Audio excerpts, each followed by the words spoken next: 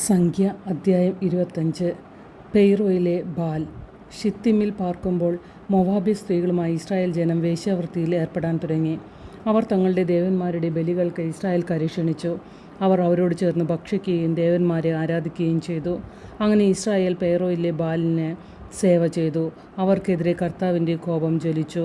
അവിടുന്ന് മോശയോട് അരുളി ചെയ്തു, ജനത്തിൻ്റെ തലവന്മാരെ പിടിച്ച് കർത്താവിൻ്റെ മുൻപാകെ പരസ്യമായി തൂക്കിലിടുക. കർത്താവിൻ്റെ ഉഗ്രകോപം ജനങ്ങളിൽ നിന്ന് മാറിപ്പോകട്ടെ. മോശ ഇസ്രായേലിലെ ന്യായാധിപന്മാരോട് പറഞ്ഞു, നിങ്ങൾ ഓരോരുത്തരും പെയ്റോൻ്റെ ബാലിൻ്റെ അടിമകളായി തീർന്ന നിങ്ങളുടെ ആളുകളെ വധിക്കുക.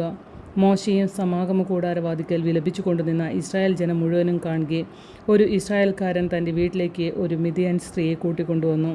പുരോഹിതനായ അഹ്റോൻ്റെ പുത്രനായ എലയാസറിൻ്റെ പുത്രൻ ഫിനെഹാസ് ഇത് കണ്ട് എഴുന്നേറ്റ് ഒരു കുന്തം എടുത്തുകൊണ്ട് സമൂഹത്തിൽ നിന്ന് പുറത്തുപോയി.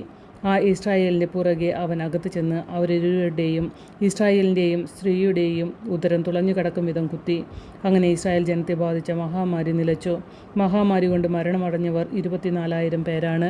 കർത്താവ് മോശയോട് അരുളി ചെയ്തു, പുരോഹിതനായ അഹ്റോൻ്റെ പുത്രനായ എലയാസറിൻ്റെ മകൻ ഫിനെഹാസ് ഇസ്രായേൽ ജനത്തിൻ്റെ ഇടയിൽ എൻ്റെ തീഷ്ണതയ്ക്കൊത്തവണ്ണം പ്രവർത്തിച്ച് എൻ്റെ ക്രോധം അവരിൽ നിന്ന് അകറ്റിയിരിക്കുന്നു. അതിനാൽ കോപം ജ്വലിച്ച് ഞാൻ അവനെ സംഹരിച്ചില്ല. ആകയാൽ അവനുമായി ഞാൻ സമാധാനത്തിൻ്റെ ഉടമ്പടി സ്ഥാപിക്കുന്നു. അത് അവനും അവനുശേഷം അവൻ്റെ സന്തതികൾക്കും നിത്യപുരോഹിതത്തിൻ്റെ ഉടമ്പടിയായിരിക്കും. കാരണം അവൻ തൻ്റെ ദൈവത്തിനു വേണ്ടി തീഷ്ണത കാണിക്കുകയും ഇസ്രായേൽ ജനത്തിനു വേണ്ടി പ്രായശ്ചിത്തം അനുഷ്ഠിക്കുകയും ചെയ്തു.